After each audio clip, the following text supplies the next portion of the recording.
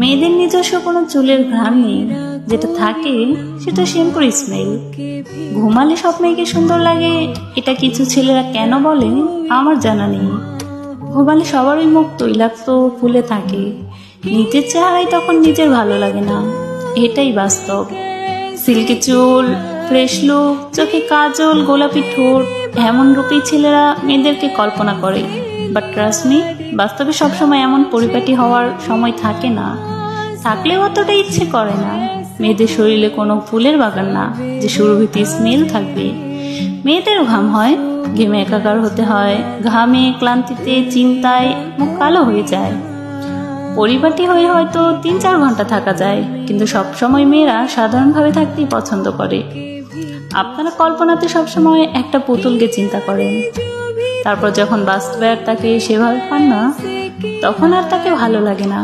সাধারণভাবে চিন্তা করুন যে যেমন, তাকে সেভাবেই ভালোবাসুন।